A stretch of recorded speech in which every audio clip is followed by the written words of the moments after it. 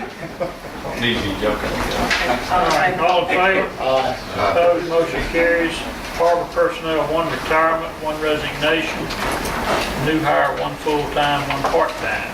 We do all those together. Have a motion? So moved. Second discussion. Discussion? Couple questions. First, I mean, shouldn't this go to the Port Commission before it comes to us for approval? Well, this is, like, these have already happened. The resignation happened and they quit. So we had one that resigned, one that retired, and the new hire is the emergency new hire to fill the position that's vacant because we don't, as far as also the part-time, because we don't have enough personnel, we keep a bare minimum staff down there. So when one person leaves, we're immediately short-handed. We don't have enough to fill the shifts. I'm just unfamiliar if that's how our procedure states that, Well, these went through the civil service. right. We went through the Civil Service Commission. Did the Port Commission, We haven't had our meeting's on Thursday. They'll ratify it or not Thursday.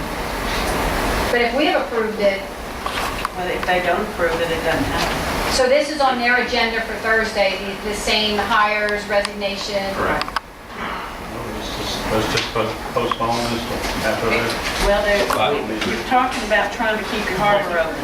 I mean, I don't have the time of personnel emergency. to Okay. operate the harbor. Emergency hire is what this is. And I guess my second question is, it seems like there's an awful lot of turnover happening in our harbors, Well, guards and it's such. you know, it's new things happening down there. People are going to resist change. It's human nature to resist change. They've been sitting around for how many years doing the same thing, and now it's time to do some work. And the ones that don't want to work are going to leave. So, I mean, it's just the way it is.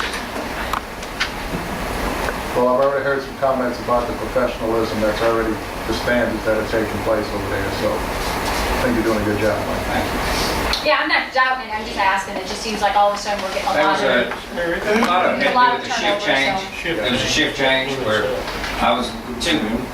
we have two guards that don't know how to swim. They're walking the docks at night by themselves with nobody down there to watch them. And my thought of that was, I can't make them learn how to swim. It's all right, it's too late, we've already hired them. They're working there, they've been there for a couple of years now. But I can put them on a day shift where there's more people around and put everybody on a rotation. So they're not there for 3 years walking the docks by themselves at night, not knowing how to swim, but they're there for 48 days out of 9 months. What would, Mike, I really could have stressed this with you before I Right. got it. What do you do? They won't stay permanently on day shift. They'll No, everybody's rotating. So out of 9 months, they'll only be on night for 46 But days. they'll rotate with They'll rotate with everybody else, Put but on instead light. of being, Okay. it's less liability. Yeah, okay. Have they So shown, each guard rotates through all the shifts? Correct. You'll do 3 months on each shift. I So don't think that's can you put that as one of the job requirements? And the new job description that I've written up or in the process right now is a requirement that they know how to swim. I've also offered swimming to these guards, that we would, I've talked to this Fit Flex or Flex Fit over here on Pineville, and they'll do, for $80, they'll do both the guards, teach them how to swim. They could just dog Well, that's what she said, she'll teach them how to float on their backs and dog paddle and get to the side, Have you made it a policy for them to have a jacket on like They have to a wear. policy? It's all in all I'm making changes of my policies and new hire requirements and changing both of those. And it's going to be, everybody's going to have to wear a And that life goes jacket, before the Port including me. Commission for approval, all your Correct. policy changes? But that'll even be me walking the docks, I have to wear a life jacket. It's- Yep. Okay. Yeah. it's a good idea, kick some All right, we have a motion. motion and a second on that. All in favor? Opposed, motion carries. Library personnel, one promotion, two-step increases. So moved. Have a Second. second, all in favor? Opposed, motion carries. City clerk, You have your school district budget in front of you. You need a motion to accept their budget, spread it in the minutes. I'm gonna recuse myself. Okay. Yeah. I'll make the motion. Wait, Karen, do we, Mr. let Parker? Mr. Parker leave. We don't want him to influence your vote. There you go. All right. I saw him Chevy on the way out. I do. Second. Have a motion and a second. Discussion, Discuss. this amount that they're talking about, is that what it was last year?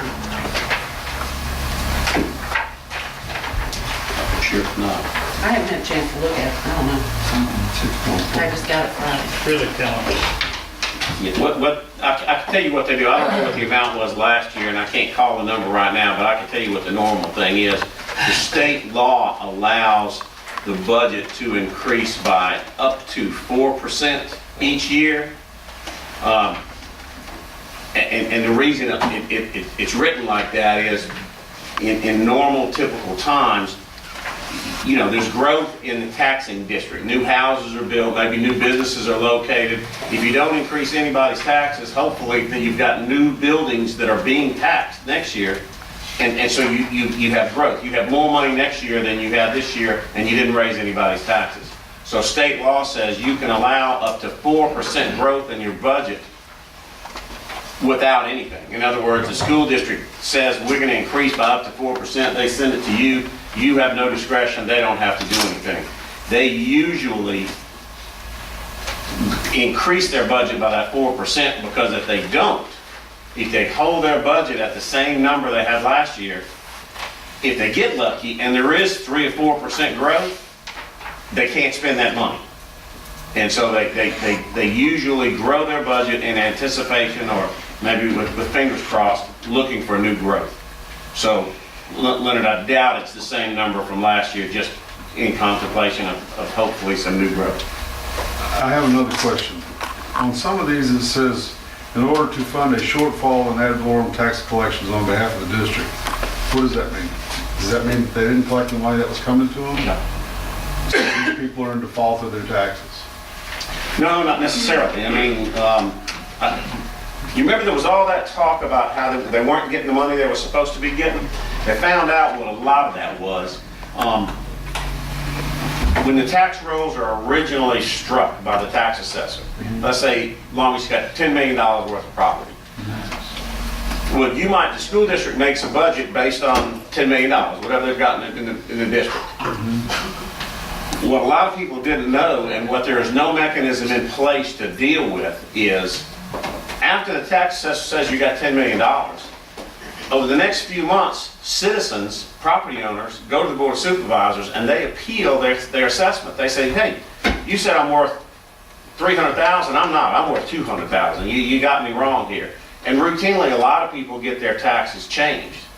That happens every year for one reason or another, either an error or something. But I mean, there are changes like that. If you start out with 10 million and you draw a budget based on the taxes you're going to receive on $10 million worth of property, if that assessment goes down to $9.5 million and you don't know it and you don't cut your budget accordingly, then at the end of the year you've got a shortfall. Everybody paid their taxes, it's just the property's not worth as much as you thought, so the money comes in less. That is part of the problem. The other part of it is you can go over the last 10 or 15 years and just kind of get a feel, get a pretty reliable prediction on what personal property tax receipts in Long Beach are. You could have got a pretty good idea of how many people are going to buy new cars every year and put their car tags on. You look at the last 2 or 3 years, it's drastically different. People are not buying new cars. People that are buying new vehicles are not buying new vehicles, they're buying used cars. So revenues from tags are drastically off compared to what they have been, and that affects the school's budget. Yeah. So that's just some of the ways. I was looking, they had a shortfall 05, 06, a shortfall 06, 07, a shortfall 07, 08, a shortfall 08, 09. I mean, every year seems to me like we're just getting the numbers wrong. And, Now, some of that is a recurring note that if they have a shortfall 1 year and they borrow the money for 3 years, you're renewing the note in the second and third year for that 1 year that was off. I don't know if that's the case. I'm just saying that if you miss it 1 year, it usually takes you about 3 years to pay it off. but it says it's for the behalf of the district for the 06, 07 for shortfall in ad valorem taxes. Are we figuring it up, not using correct numbers, or are we not? I mean, first it was 220,000, then it was 903,000, then it was 856,000 and it was 2 million. I mean, we're not even close, are we? They're usually close, but they were worrying about an almost $1 million shortfall at one time. Now, all that's not every year, but the one year was, Well, it was, I want to say it was $800,000 or $900,000 that it shook out. Mayor, if I may, Jamie Harvey, Huh? he'd be glad to answer all your questions.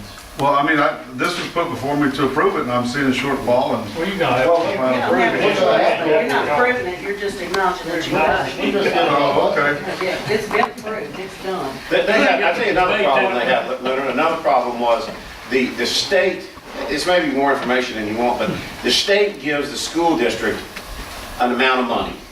And the state figures up that amount of money based on a lot of different things. Number of head count. One of those things that it includes in their formula is how much are you getting locally off your local ad valorem?